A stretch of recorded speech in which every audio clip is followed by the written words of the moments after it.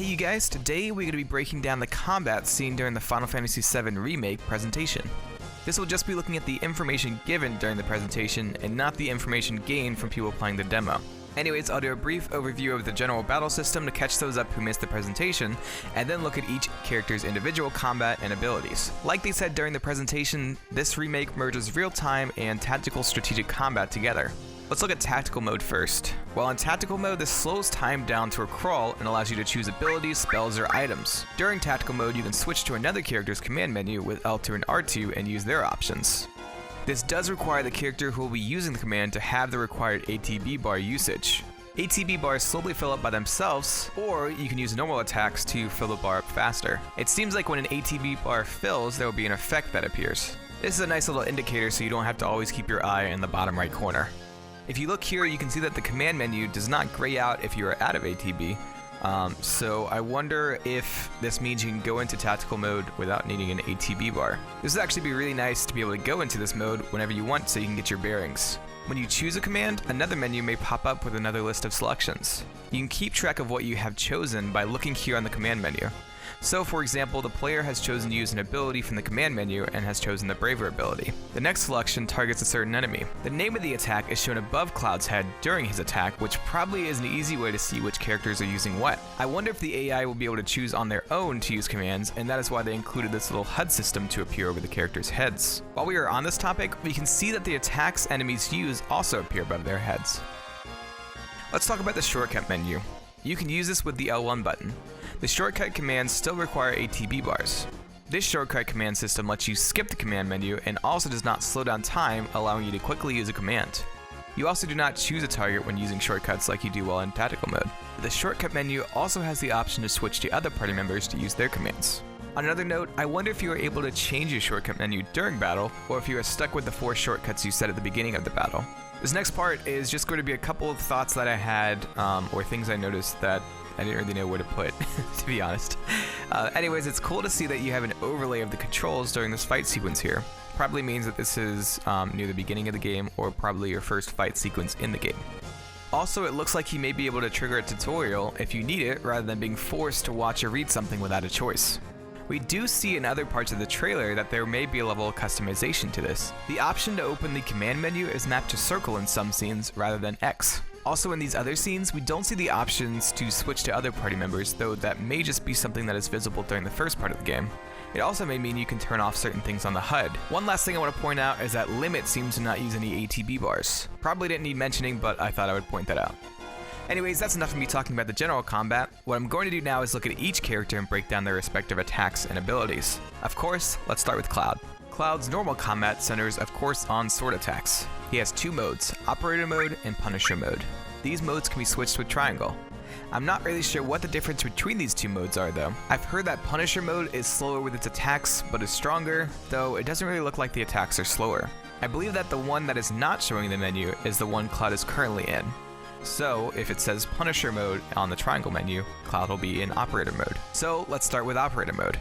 This mode consists of 5 attacks that all affect the enemies differently. The first 2 attacks consist of quick horizontal strikes that hit enemies a little bit backwards. The next attack is an over-the-head attack that slams enemies into the ground. He then follows up with an upward slice that sends enemies into the air. During this upward attack, Cloud spins backwards out of range of the enemies. The final attack has Cloud crouching down before twisting and jumping forwards with a powerful horizontal slash.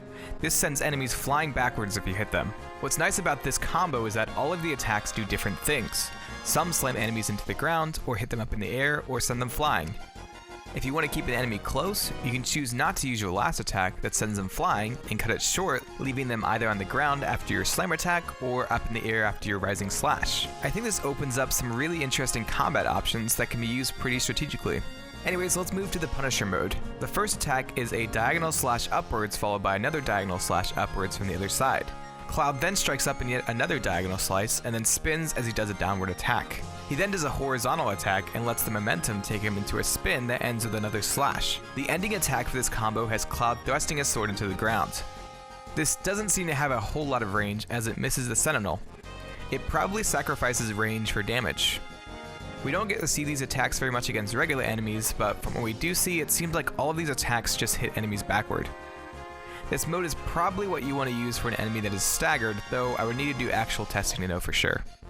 One last thing about these modes is I wonder if you are able to switch between them and chain together attacks across the modes. We get a look at 3 abilities for Cloud, with all of them being special attacks. The first is Braver, which was actually a limit in the original game. We get a little info bar at the bottom telling us what each ability does. Braver has Cloud jump into the air and strike his foes with a powerful attack. Cloud actually flips in the air before he strikes downwards. Also, it takes a couple of seconds for Cloud to get ready and jump into the air. Your ATB bar has already been spent, so I wonder if you were to get hit before you could trigger the attack, if it would hit you out of the attack, or if Cloud would have some kind of super armor. The next ability, Focus Thrust, has a much quicker startup to the attack and has Cloud dashing forward with his sword striking through enemies. I want to point something out real quick with this scene here. Even before Cloud is done with his attack, the HUD has changed to what I assume to be the state it is in when no enemies are around. That is really responsive. Anyways, both of these abilities can be triggered in the middle of a combo seamlessly, which is pretty impressive. This again just adds to the complexity of the battle system. There's also this attack here which shows Cloud dashing towards enemies and slicing at them, though I am not sure this is an ability or not. We do see his ATB bar depleting at the beginning, but the HUD that usually displays over his head during a special attack does not show up here. I'm going to classify it as an ability right now, but again, I'm not completely sure this is one. During the presentation, we also get a look at the cross/limit. When the limit bar below your MP bar fills up, a command will appear in your command menu called limit. From there, you can choose whatever limits you have available, and it will not cost any ATB bars. I wonder if you will only be able to trigger limits through tactical mode, or if you will have access to it through the shortcut menu. I guess if you have it in the shortcut menu though, it would be using up a valuable space when your limit bar is not yet full. Anyways, the only other combat I found was the spinning slash attack during the bike section. Spinning slash will have you swinging your sword at an enemy 3 times. It seems that this attack may have a cooldown though if you use it too much. This last scene here shows the bar at around halfway, and it shows it fill up a bit as well. You can see that it is slowly filling up, but then jumps up quite a bit for some reason. I wonder if this is because one of the enemies fell. Anyways, that's all the combat I saw for Cloud. Let's move on to Barrett. Barrett's normal attack is quite different from Cloud's. Instead of mashing square to do all the different attacks, Barrett's attack is triggered with one press of square. We can see in the bottom left that square is only pressed once during this whole shooting attack. While it's a little odd, I do like that the characters seem to have different attack strategies, again showing how complex this battle system is going to be. Also, I have heard that you can hold square to attack, so maybe this is showing that, and maybe you have to press square for each couple seconds to keep the attack going. I'm not exactly sure. Anyways, the normal attack has Barrett firing off multiple shots at enemies before shooting a stronger shot at the end to finish off the attack. It seems like he can cut off the attack, as a couple times during the presentation we saw the attack start but end abruptly. It's nice to know that you aren't stuck in a long combo and can end it whenever you need to. Charge and overcharge are the triangle attack options for Barrett. We have not seen what happens when you use charge, but we can see that a bar slowly fills on the triangle command. When it is full, the command changes to overcharge. Barrett shoots out 5 shots that all deal pretty decent damage, considering his normal shots only did 1 or 2 damage to this boss. The last shot is a bit stronger and pushes Barrett back from the force of it. The 3 abilities that we have seen so far associated with Barrett are Steel Skin, Focus Shot, and Bullet Barrage. Steel Skin reduces the damage you take and also makes it harder for Barrett to be staggered out of an attack. Focus Shot shows Barrett charging up before firing off a single powerful shot. Both of these only take 1 ATB bar, but the last ability, Bullet Barrage, takes 2. We don't get to see how long this ability lasts for or what kind of damage it does, as it switches to a cinematic version of the ability shortly after triggering it. Barrett's limit is Fire in the Hole. This was called Big Shot in the original game and has Barrett charging up an orb of energy before shooting it at the enemy. This explodes when it hits the enemy, causing massive damage. And that is it for Barrett. Definitely not as much as Cloud. But let's move on to Aerith. I believe we only see 2 attacks with Aerith. The first one is her limit Healing Wind. We only get to see the cast of it, which shows her raising a hand causing a flash of light as green and purple air effects circle around her and cure leaves blow outwards. The other attack is hard to say for certain what it is. It could be a special ability or just a thunder spell. It is not her triangle attack Tempest, as we see the ATB bar diminishing during the attack. Speaking of Tempest, there is a white arrow above the triangle button, which is not seen on the HUD of the other party members. I wonder if this is maybe indicative of a charging attack or something. Anyways, very short section for Aerith. Let's move on to Tifa. We get to see the end of Tifa's combo here, but if we look at a section where both Cloud and Tifa are attacking, we get to see her full combo. It's hard to see, but it seems like she does 3 horizontal punches before doing an uppercut. There's a flash of light from Cloud's attack, but it seems like the rest of the attack is what we saw from the previous scene. Tifa jabs her elbow forward and ends with a roundhouse kick. Her attacks are extremely fast, and if she is far away from an enemy, she will dash towards the enemy.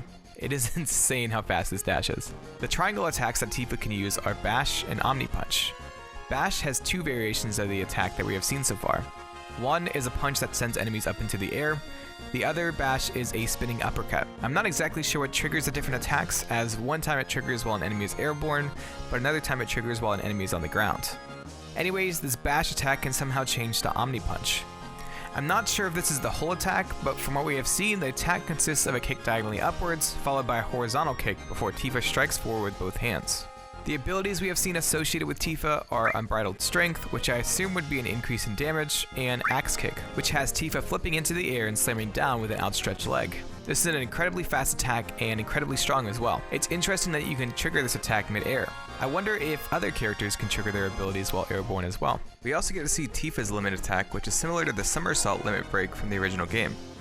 Anyways, I hope you guys enjoyed. This is my first time branching out from Kingdom Hearts breakdowns, but it was so much fun to put together. I am sure I missed some things, so let me know if I did down in the comments below. A huge thank you to one of my mods, Maui, for fact-checking me and making sure I was saying everything right. While I have played this game before, I'm not super well versed with it, so his help was fantastic. I'm pretty sure he's actually putting his own video together, so when he puts it out, I will link it down in the description below, as well as pin it in the comments. Anyways, I'm pretty active on Twitch, YouTube, Discord, and Twitter, so be sure to follow the links in the description below to stay updated. If you like this, why not click the cards on screen to check out some similar breakdowns I've done on the Kingdom Hearts series. Subscribe or share this video, and I will see you in the next video.